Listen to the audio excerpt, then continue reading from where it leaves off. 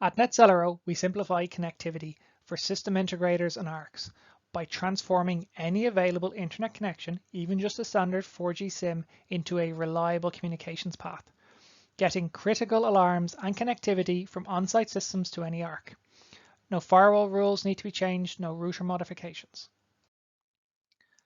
Our software solutions are designed to simplify connectivity, allowing our partners to make the most of their Dahua technology. We believe that establishing a secure and reliable communications path to any site should be cost-effective, quick, and simple.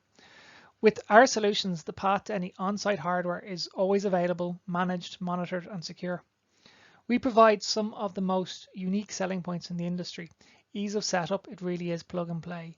It's secure with port forward geolocking and secure remote access, and the cost of ownership is low due to time-saving setup and affordable price point. The i-spi makes remote secure monitoring easy. So before I continue with the i-spi, I just basically want to cover off some areas. So understanding public IP addresses. There are internal private IP addresses, which are for your local LAN network, this side here. And then there are public IP addresses, which is for your WAN, and they are provided by your ISP, and this over this side here. Internal IP addresses look like 192.168, 172, and 10. You'll have seen them a lot. They can't be used as a public IP address as they're not routable within the public domain. You can typically use as many private IP addresses as you wish within your LAN side of your network, but generally an ISP only gives you one public address per connection. Some give you more, but they generally charge a lot more if they do. The router here, in this case, or firewall, basically manages the translation between the public domain and the private domain. And that's where the term gateway originated, because it basically acts as a gateway between the two domains. So your public IP address is provided in one of three forms by your ISP. A static public IP address, which is configured here on your router, is probably the most common one you've seen. A dynamic public IP address, which is configured also on your router, but this can change daily or weekly. And this is the type of IP address that is often used with dynamic DNS, where the router firewall or the NVR supports it. The final one is what's called carrier grade NAT or CGNAT. It's where your public IP address is actually from a shared pool within the ISP's core network. The public IP does not sit on your router, which is over here. It sits in the ISP, which means any port forwards you set up here simply will not work because this is where the traffic gets blocked. So a carrier grade NAT, which is common on cellular and satellite networks, basically blocks your traffic at the ISP core network. So your port forwards here are never going to work. It's where you really need an i-spi to get around it. Okay, we get asked a lot about 4G, 4G plus, what does it mean? So I've put in some slides here to explain this. It is actually quite good to know about this and know the difference because it can be helpful in some jobs. So basically, fundamentally, not all 4G routers are equal. In order to explain the difference, we need to cover the basics of 4G. So 4G modems have a category value. It's often seen as a CAT in the spec sheets. It's really important modem metric. Category 6 and higher are required for 4G plus connectivity. Most 4G routers sell as a category 4 modem. Do not use less than category 4 in any CCTV project. You will see, for example, really cheap category 1 modems. They are for like really low speed connections. They're special bespoke IoT projects. And then basically the CAT value is often reflected in the price point of the device, although the price points of the 6 or higher are coming down. Now, bands and channel sizes. This might start to sound really technical, but it'll help you understand what's going on out there in the real world. For 4G, there are a number of different bands, frequencies, and within those bands, you use different channel bandwidths. That's how 4G is fundamentally different from 3G. The example here are basically the bands B1, B3, B7, and B20. Now, these bands are the most common ones we see in the UK and Ireland, and their frequencies beside it. And this is the typical channel bandwidth in megahertz. It's not how much data you get in terms of 20 megabits per second. It's just the bandwidth. And that does have an important value, important bearing on the speeds you can get. But one of the things to note is, if you notice here, B20 is 800 megahertz and B7 is 2600. The higher the frequency, the smaller the cell range is. So if you think your 3G networks were often didn't have anywhere near the level of coverage of current 4G networks. And the reason for that is that 3G networks operated up here in these frequencies. So their cells were quite small.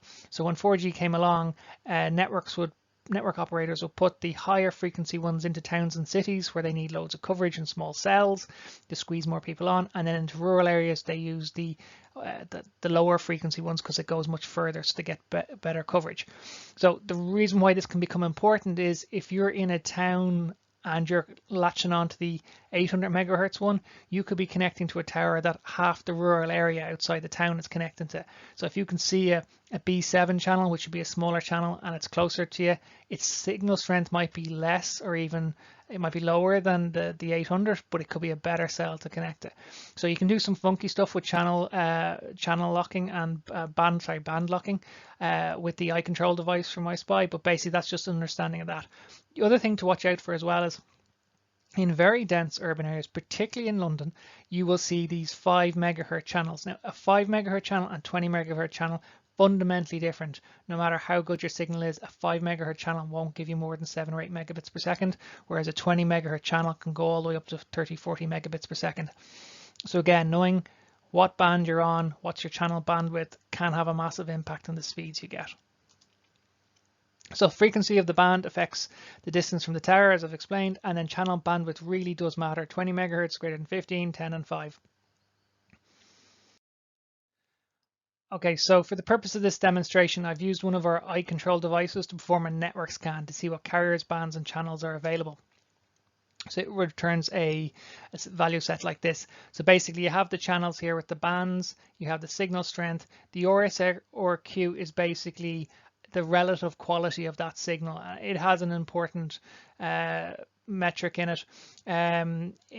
You can have, say, for example, this one here at -74 and this one here at -74, but basically you see the quality of the eMobile one's better than the 3 ones. So you would be saying this channel is going to give you better speeds, better connectivity than this one here.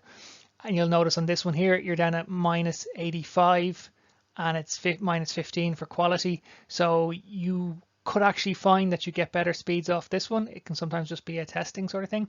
And you'll notice finally that the -66, best signal, best quality, but it's a 10 megahertz channel. So you could find that your speeds are limited enough on that because of the 10 megahertz, whereas this is 20 megahertz. So like if you were trying to improve the signal on the site, apart from using 4G plus, you'd be looking at band 3. How do I improve this quality? Do I move the antenna? Do I put an external antenna?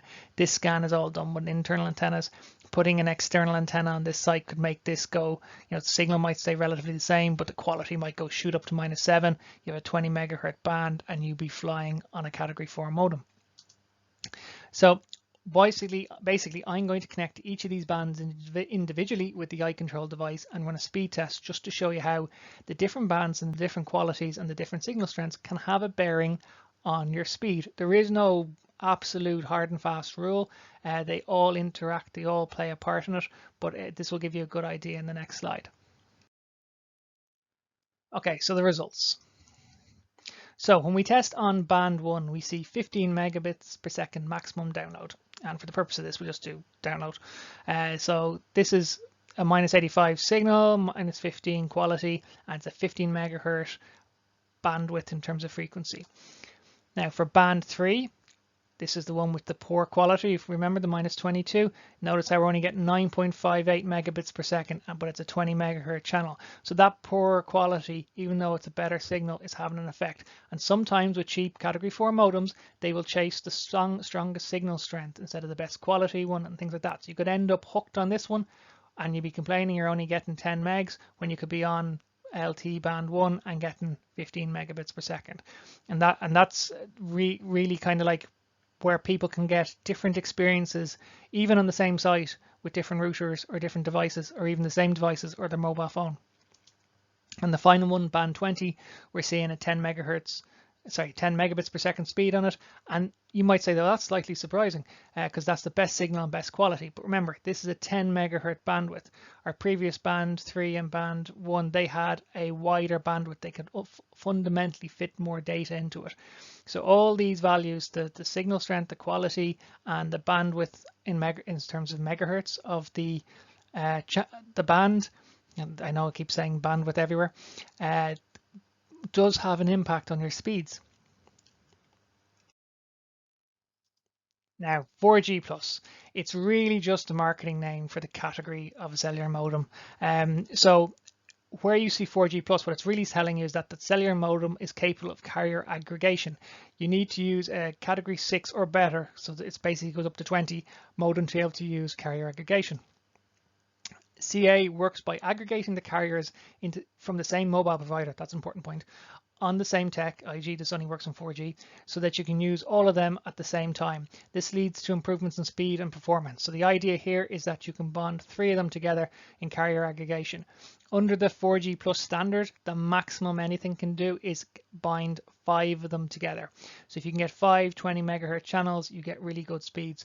For people who are used to seeing the EE ads where they talk about the top speeds, one of the ways EE gets the top speeds is it has loads of these 20 megahertz channels stacked. So there'll be 5 of them at each base station. That allows high-end kind of mobile phones that support support 4G plus to basically carrier aggregate together 5 of these and get the super fast speeds.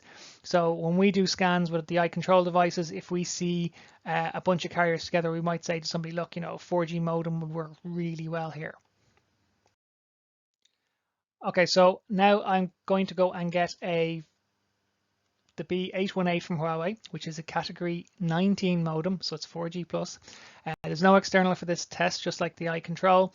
There are plenty of brands out there that offer category 6 and higher. This is just one example. I'm not necessarily endorsing it or anything like that. So what do we get when we run a speed test on it?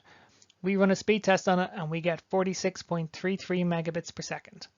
So that's a massive improvement compared to what we had before. So in category 4, the max we could get on any band was 15 megahertz. We're now up to 46 megabits per second.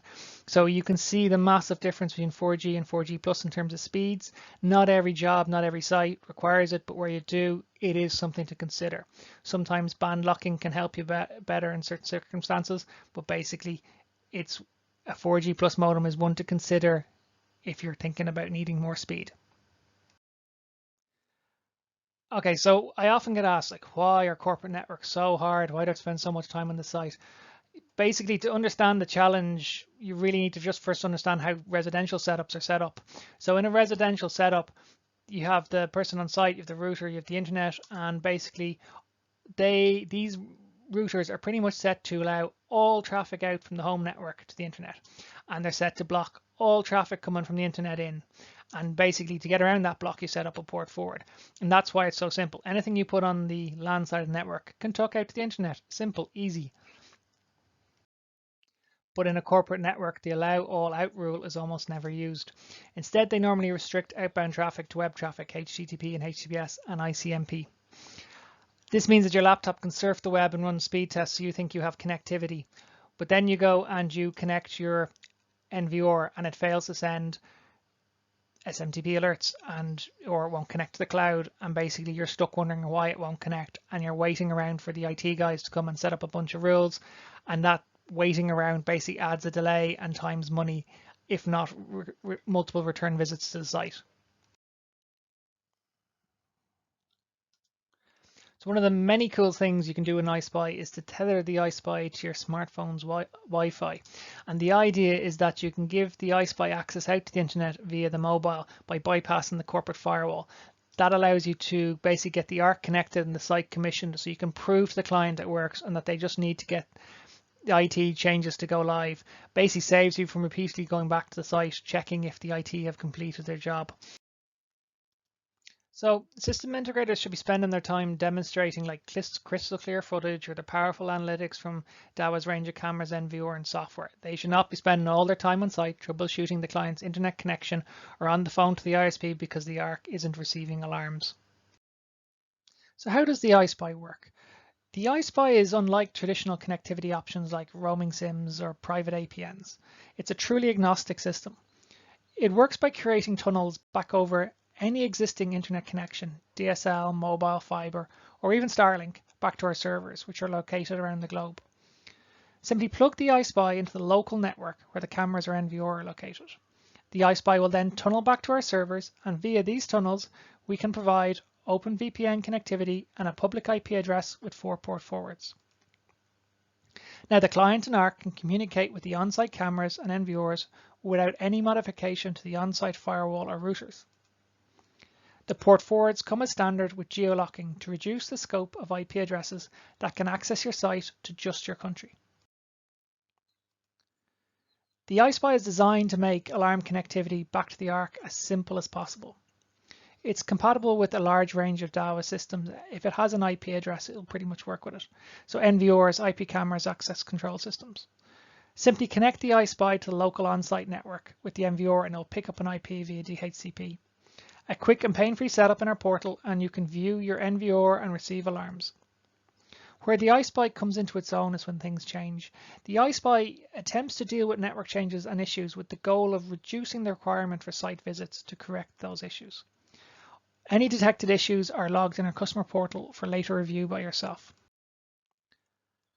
An example of a connectivity challenge can be when, say, a client changes their home or office broadband router, resulting in the loss of port forwards you would have set up on the previous router. Or maybe the network range of the new router is now different, resulting in your NVR being unable to connect to the internet and hence the ARC. A firmware update factory resets your device, leaving your device on a different IP range and inaccessible from your port forwards. DHCP pools overlapping with static ranges, causing IP conflicts, resulting in intermittent or poor connection speeds to the ARC. So how would an i-spi help overcome this sort of challenge? Adding an i-spi would change the setup to as shown below. With a new ISP router, there's no loss of port forwards as they're not configured on it. Port forwards are configured on the i-spi. Even if the IP range changes, the i-spi adapts and creates an alias to resume connectivity to the NVR or camera system. IP conflicts are detected by the i-spi and reported to the portal so the ARC can identify the issue. It also creates a static ARP entry to prevent ARP cache poisoning. The i-spi works hard to keep your system online and connected to the ARC for alarm monitoring. The i-spi monitors the health of the internet connection from duplex and interface speed right up to the latency of the link. With 15 different connectivity error codes, you can now explain outages to your client rather than just guess at them. Not only is the health of the internet connection monitored, but also the health of the internal connectivity to the targets of the port forwards. The i-spi follow the leader feature allows you to target a MAC address instead of an IP for your port forwards, thereby allowing the target to remain on DHCP and still have your port forwards work even while it changes IP. In the example below, the camera is on DHCP and has an address of .100. The i-spi detects this using the MAC address and maps the port forwards accordingly. Now let's say the camera changes to 101 because it's on DHCP. The i-spi detects the new IP address and remaps the port forwards, keeping your camera online. How many of us have lost hours, even days, dealing with an IT company just to get a port forward set up? And then what happened when you needed to go back and change the port forward later? Opening up ports from anywhere is viewed as high risk by most IT companies. Very few have firewalls capable enough to perform geolocking or intrusion detection. With the i-spi though, the port forwards are in your control. Port forwards are not required in the corporate firewall at all for this to work. Just a small set of simple, straightforward rules to allow the i-spi to connect out to our core network. These rules are simple IP and port based to pre-described destinations, thus representing a low-risk firewall change for the IT company. And in a lot of cases, these rules aren't even required as they often just allow traffic out. The i-spi can also be stacked, or in other words, you can have more than one i-spi per internet connection. We all love the Dahua peer-to-peer app. By having the i-spi sit in parallel to the NVR rather than as the gateway, it liberates the app to do more for the client. Other vendors' existing solutions require their gateway or solution to sit directly in front of the NVR. This means that the data for the peer-to-peer app must go via that solution. These solutions tend to have data limits or speed limits. With the i-spi, the peer-to-peer connection bypasses the i-spi, thus freeing you from any data constraints and providing a second connection path to the device. The i-spi provides you with secure access to your site. It has an onboard OpenVPN server that uses certificate key pair for authentication. The encryption is end-to-end from your i-spi the whole way to your laptop, PC or smartphone. The i-spi provides the security-conscious client with secure encrypted access to their cameras. For the system integrator, this provides secure access to the whole local network, allowing you to quickly and easily access the Dahua virtual host feature directly access camera web interfaces, manage on-site PoE smart switches, Wi-Fi bridges, or even the ISP broadband router. So you will have heard me discuss how it's really easy to set up the i-spi. So you plug the i-spi into the local network where the NVR or your camera system is located, and it comes online in our portal like this. You'll see a big green tick to show you it's online. You'll see its latency and the current upload and download speed through it. This IP address here is the public IP address you're connecting from and the country it's coming from.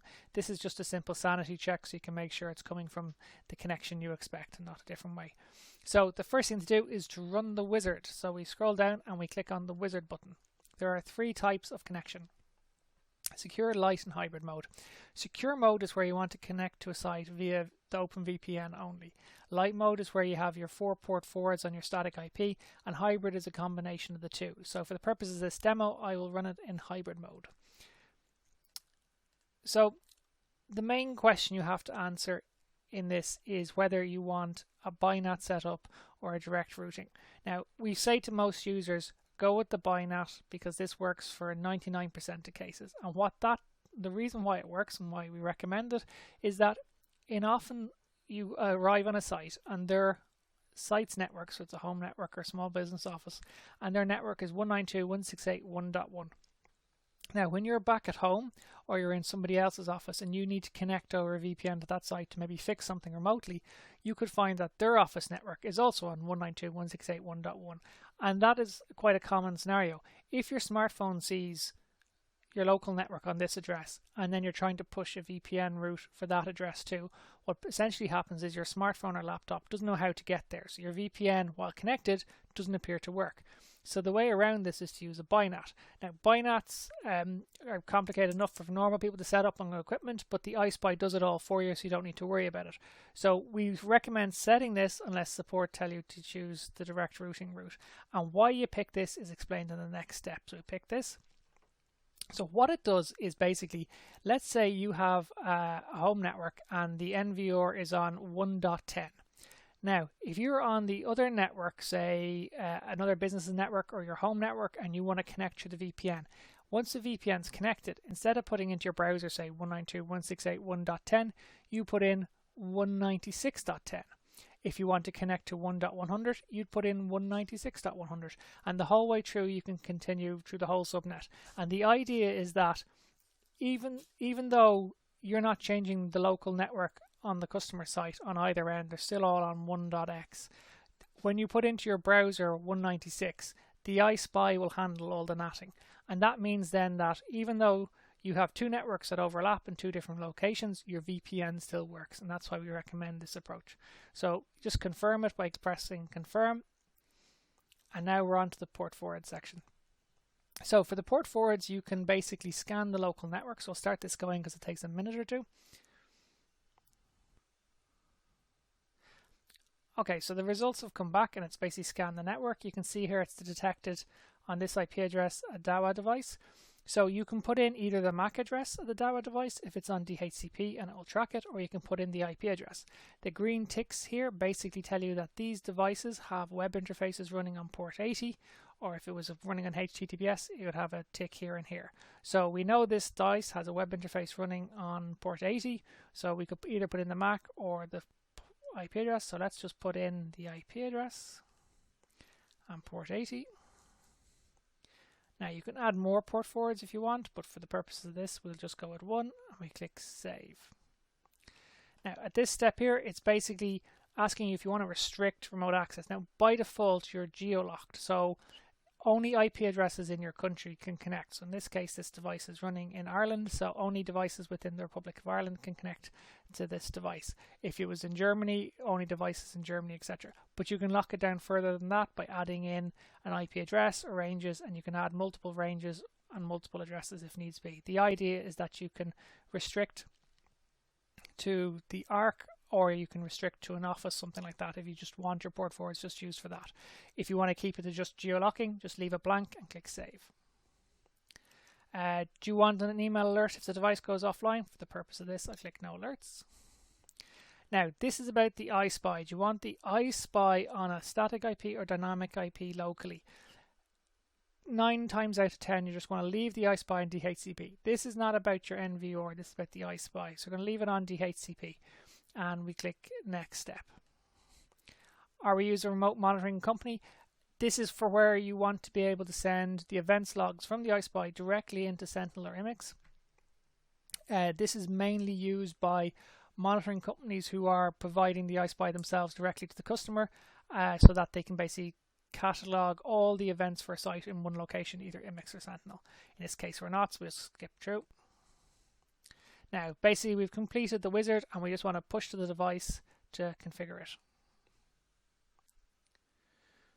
So the device is currently reloading its configuration. It'll update in a second when it's reloading, but I'll just scroll down to show you some important points first. So you can see here the port forwards. These have been masked just for because it's a demo, but basically this will be the public IP address and the port number you're connecting in on.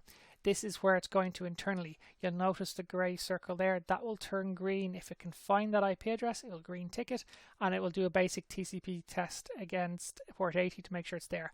The idea of that is to detect errors that people often make in typing things in. This section down here is the VPN access section. So if we scroll down and have a look at the VPN access, if you're logged in and you want your connection file, you click download.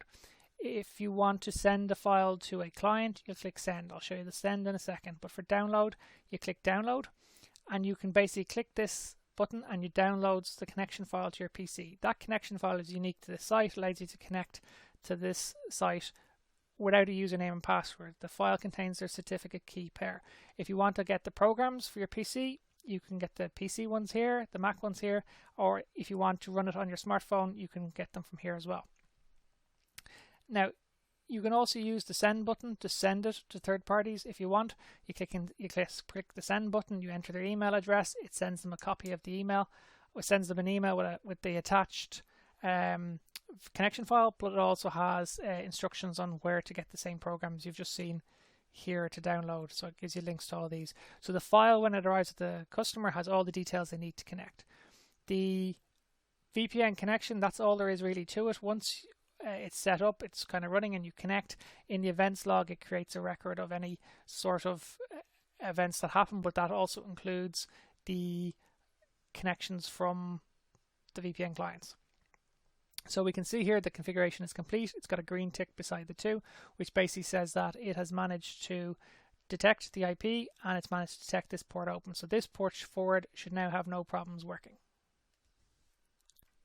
So we're now going to basically test connecting to this public IP and this port.